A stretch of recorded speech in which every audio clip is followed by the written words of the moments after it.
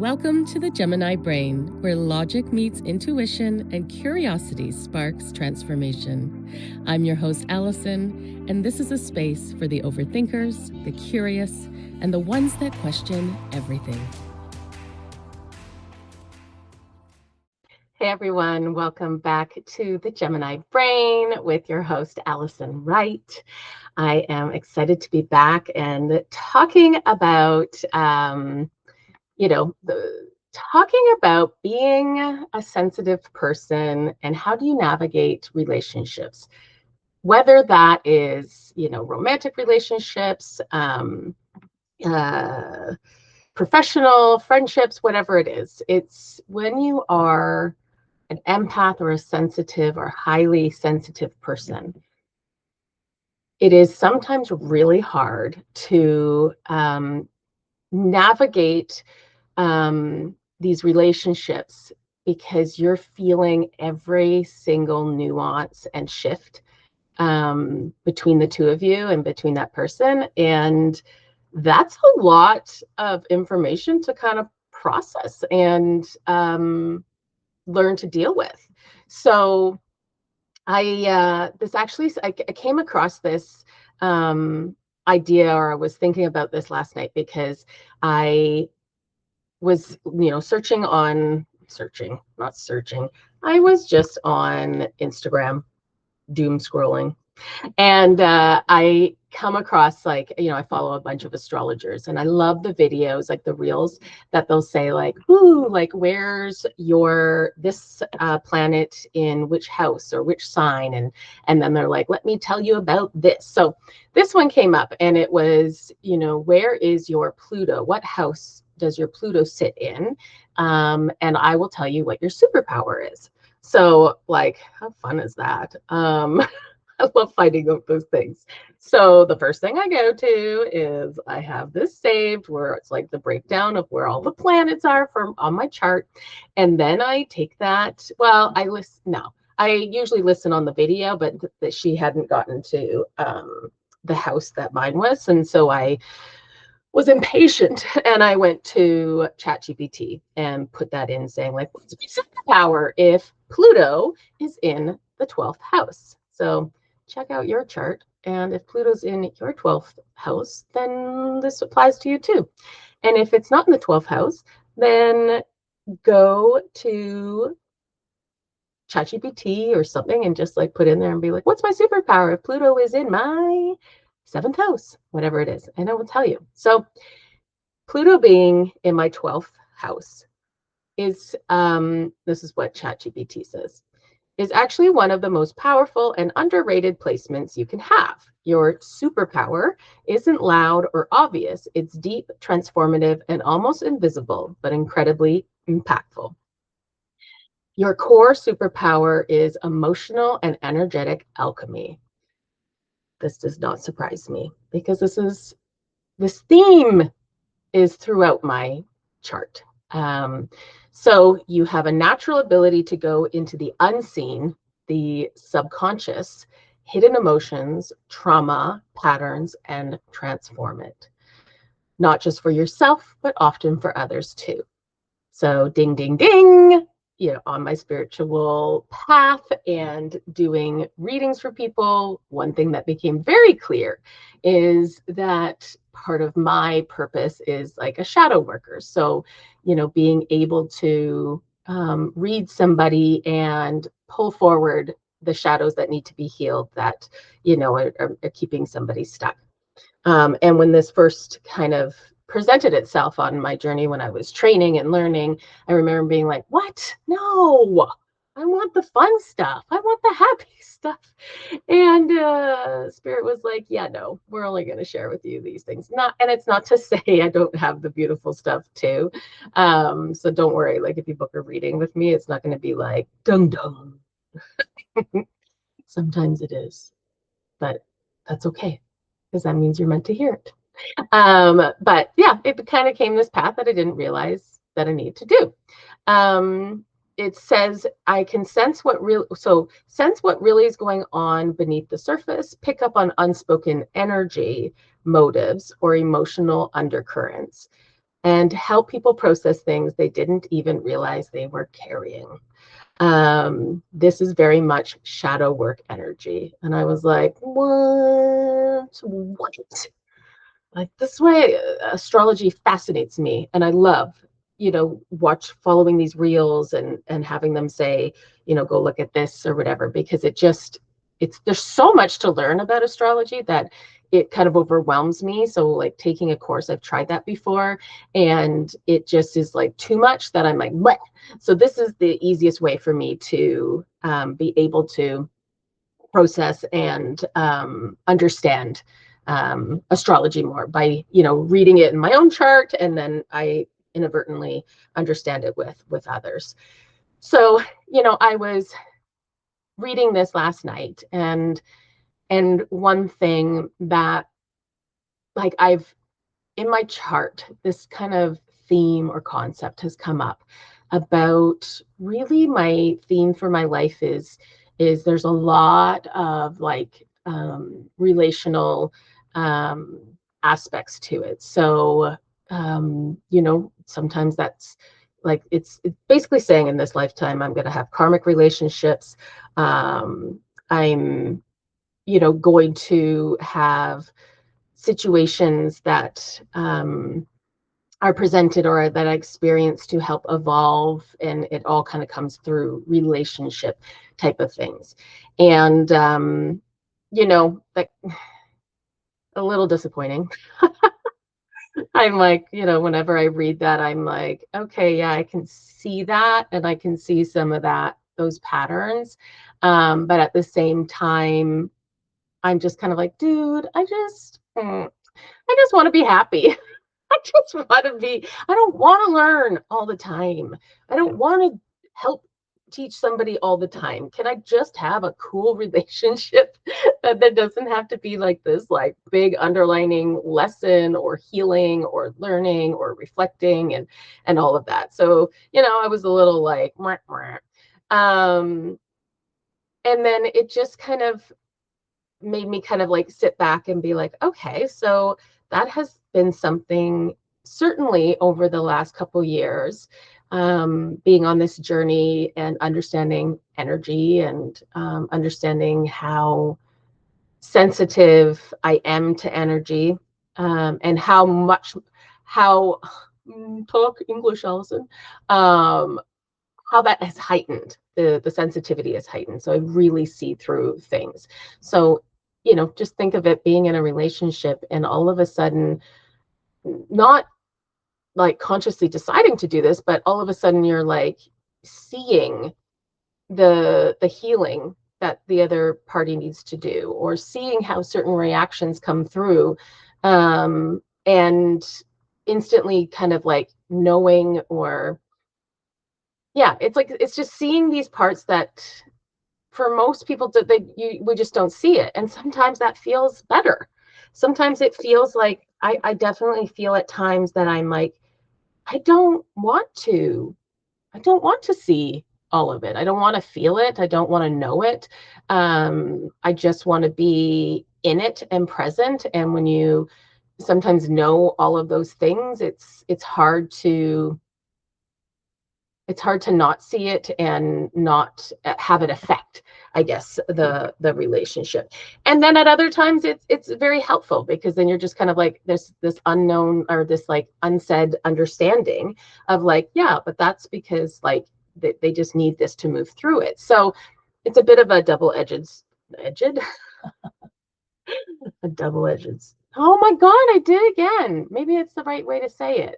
Who knows? Double-ended, edged sword. It's okay, guys. Just laugh. It's fine. So yeah, it just made me want to come on, and because I'm like, I'm definitely not the only one that feels this. So you know, I thought, let's just talk about it. I certainly don't have the answer to how to kind of like maneuver this, or at least I'm still learning myself, and would love to hear from you to see, like, do you find you go through this? What works for you? and I can always share that on the next podcast. But this really, it's like, like I'm asking you, have you ever felt a shift in someone's energy before anything actually has like changed, like nothing's been said, but you just know that something feels different, whether you understand it or not, and then suddenly you feel like you're analyzing, overthinking, maybe even like pulling away, like your own protective, like, ooh, they pulled away, I'm pulling away. I do that a lot. And then even find yourself reaching for reassurance. That's a big one too, right? Because then you feel this shift, you don't understand it, and now you're wanting to be reassured that everything's okay, that you haven't caused it, that you know yeah, like I find with myself, many times I will feel it unknowingly, and then because I'm an overthinker, then I can create storylines in my head like, oh, they're losing feelings, or oh, there must be somebody else, or oh, they must think I'm too much, or like I remember one time being at work, and was in a room with different employees, and we were all kind of joking and laughing, and I don't know what I'd said. I'd said something, and we were all kind of joking, but I instantly felt the shift of somebody's in energy. And I instantly was like, oh my God, did I offend them? What did I do?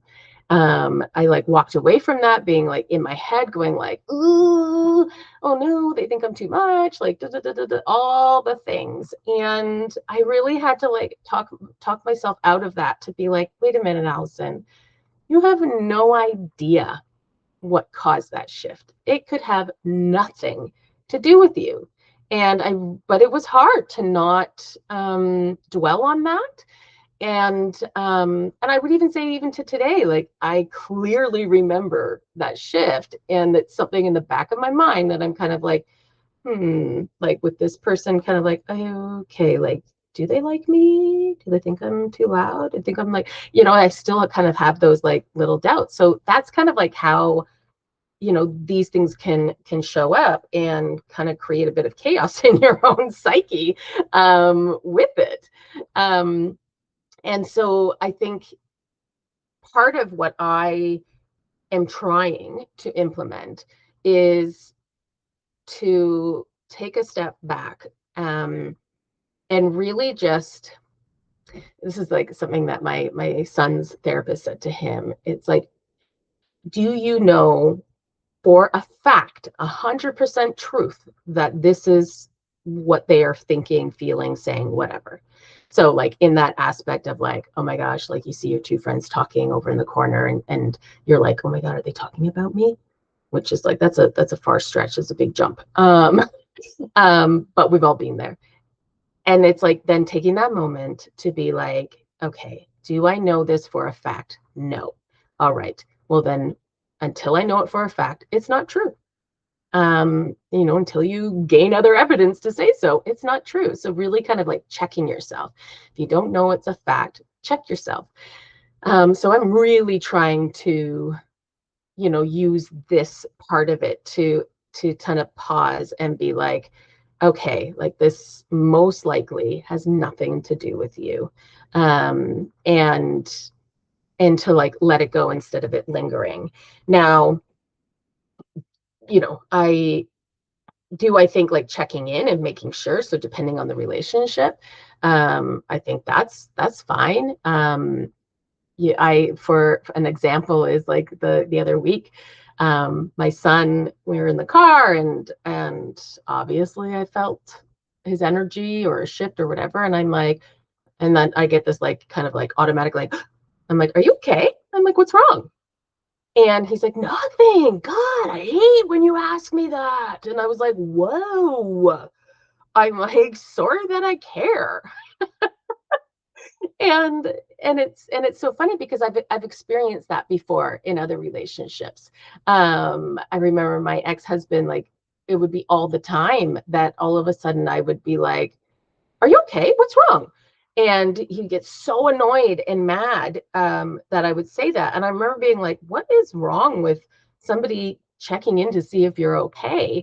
And it was more like, he was kind of like, God, like, there's nothing, like, I'm just in a mood or whatever. And then that's when I'm like, I realize, oh, some things you're just not meant to know or to feel or to understand. Like, everybody's allowed to feel blah, right? Like, everybody's allowed to have these internal shifts that happen without it needing to be talked about or a big deal or anything. Like, there's many times that I've, woken up and am just in a shitty mood, and I can't describe why, and I don't know why. It's just, it is what it is. And I'm like, and that's fine. Like, you're allowed to feel that way. And that's where I kind of like, at times I'm like, geez, like, I wish I didn't know when the shifts happened all the time, because some of those times it's just let them be. Like, they just need to be that way. But it's really hard when you feel it and know it, that something's off, to not want to question or ask, or checking in to make sure you didn't do anything, because definitely there's times that you did do something. And I certainly am somebody who wants to be accountable if I've done something to upset somebody.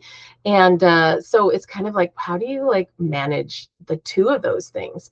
And I really think part of that is knowing when to like take a pause and check in on ourselves. I think we're very we can be very reactive, or very kind of like in this world, energy, everything just moves so fast. We're just like, at least I am in my brain. My brain does not shut off. And so I think for me, it's very much taking a step back to be like, okay, you recognized it.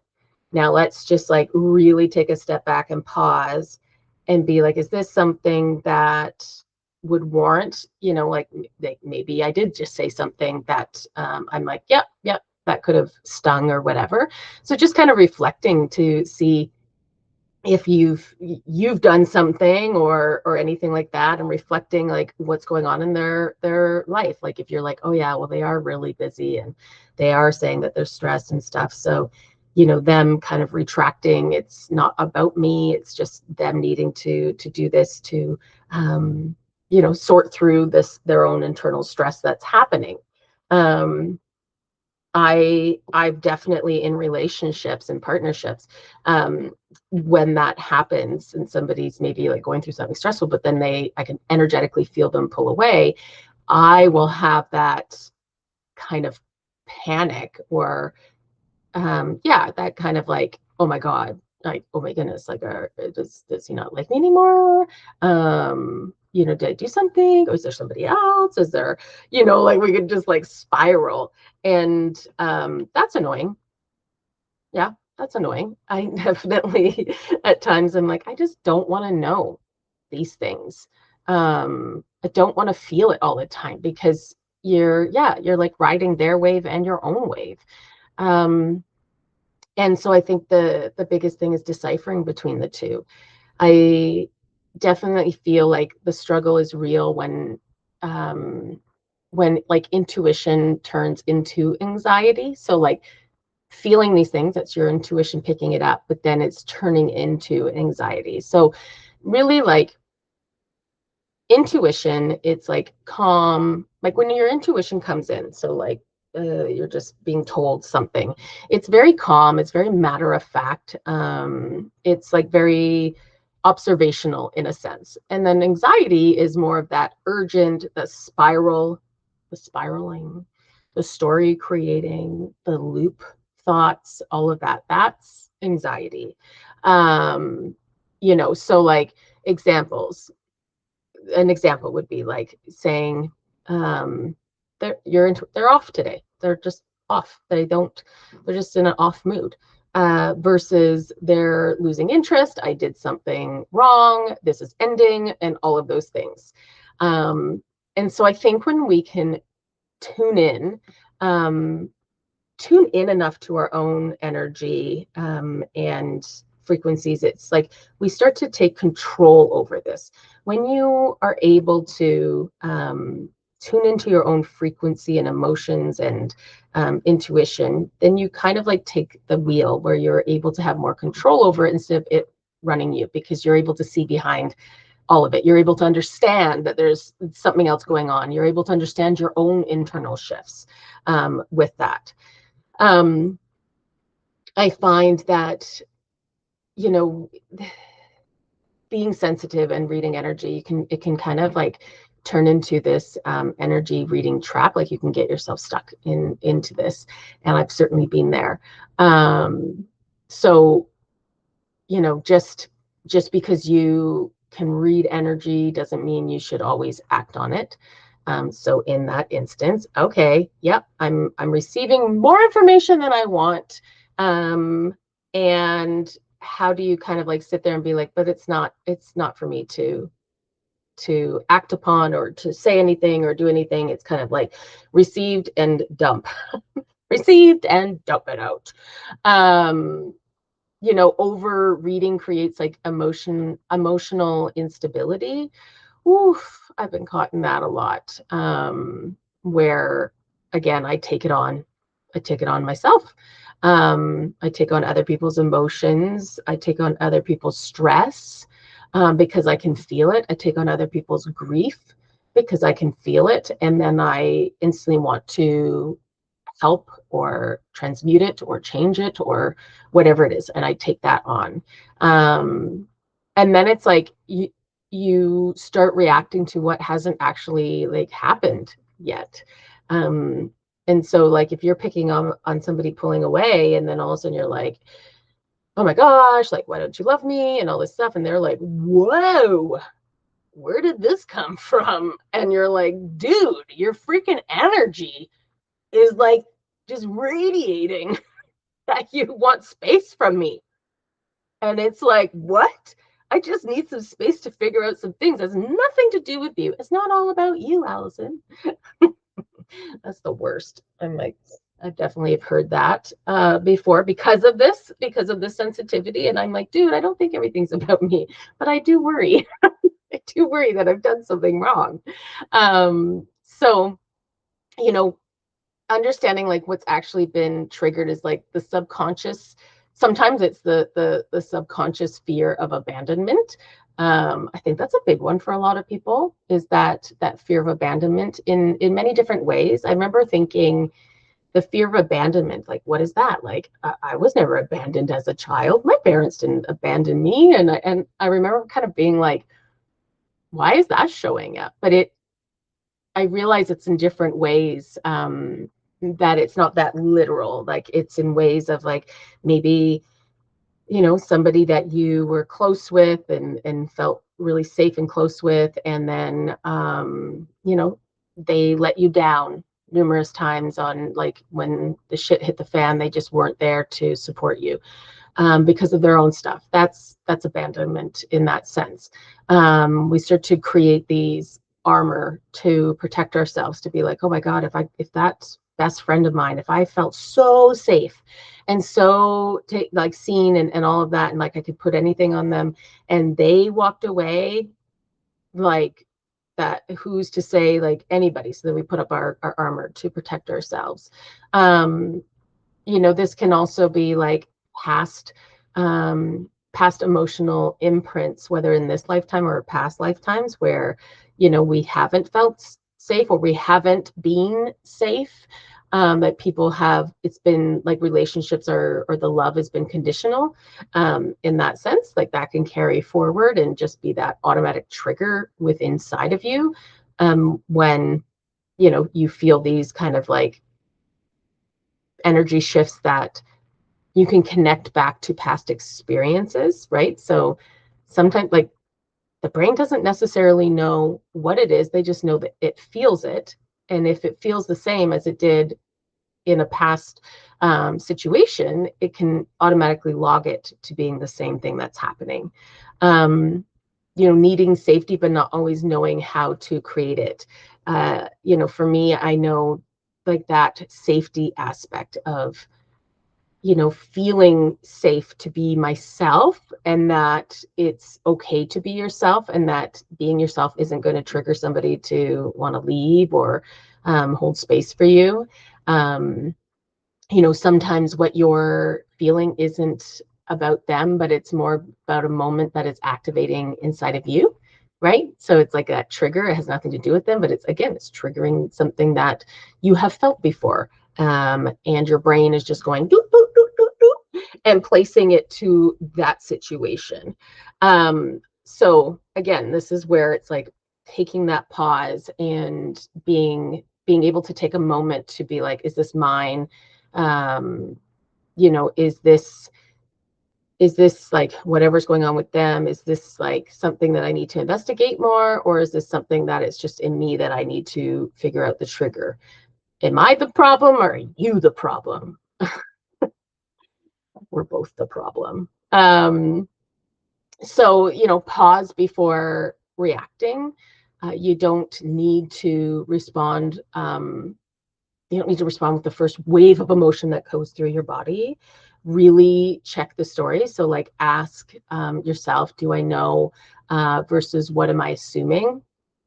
Assuming can get you in bad ways. Don't assume. What is factual? Um, and then let communication lead in those aspects. Stop trying to read everything and let people show you who they are. So in that sense, I know I'm somebody that if I can pick up on those things, and then it's like I can foresee like, oh my gosh, like, okay, like they're not going to do this, and then I know I'm going to be mad if they don't do this. So like I'm going to then, try to be like, okay, like you need to do this, because if you don't do this, I'm going to be mad. um and it's like sometimes we just need to take a step back and just be the observer and allow it to unfold the way it's going to unfold. And even though at times that feels like you're setting somebody up, because you kind of can feel ahead or see, and you're like, but it's not for you to fix or change. um you know Regulate your body, not just with your thoughts, but like sometimes um breathing. I find breathing, sometimes I'm just like, okay, I just need to breathe, or I need to go for a walk, or I need to do something physical just to get out of my head and just like shift that energy. I always find, and that's probably for most people, is at night, whatever anxiety or anxiousness or anything like that, if I'm worrying about something within a relationship, um, at night it becomes louder, and to the point where you can really convince yourself, and it's just so loud, so loud, loud, loud, loud, loud. And then I'll go to sleep, and then I'll wake up, and I'll be like, it's like it's been transmuted. And then I'm like, what? So crazy for last night, Allison. Like you were just crazy. I've had many, many nights like that. And I think like being aware of it is helpful, because there definitely has, now that I'm aware of it, there's definitely times that I'm worrying or feeling something, and I can like call myself out on it and be like, girl, you know how this is like, I bet in the morning you're gonna feel better. Sometimes I'm able to be like, okay, yeah, like cool. And other times I'm like, shut up.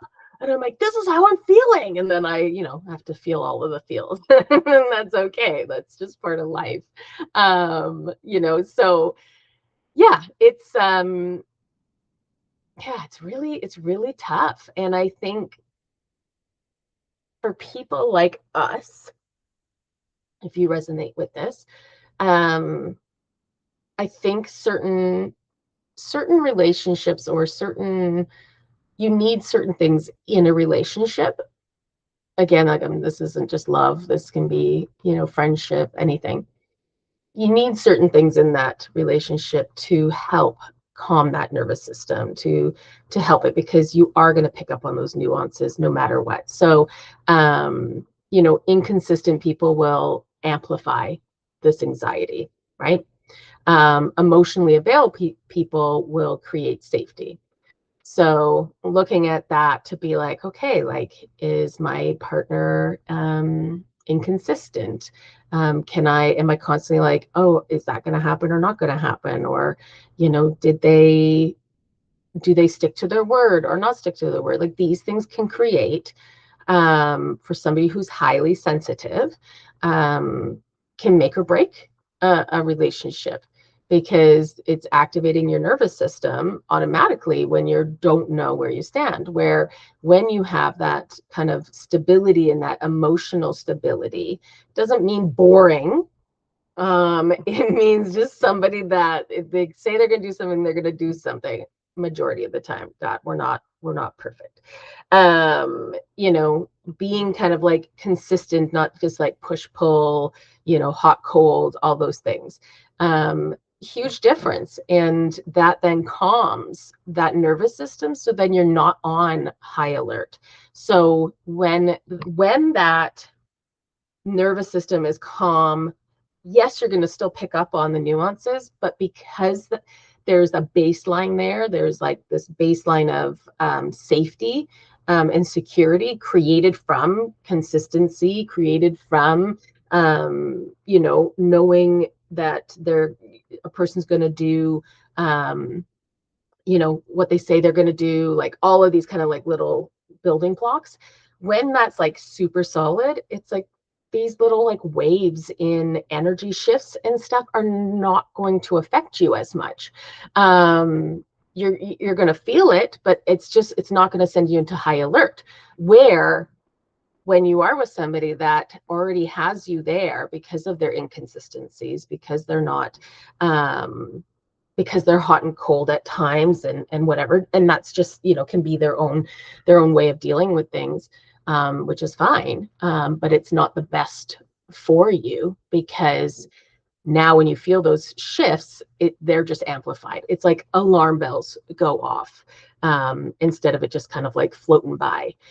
So, you know, like the right relationship won't require you to constantly decode it, to constantly be like, what's going on?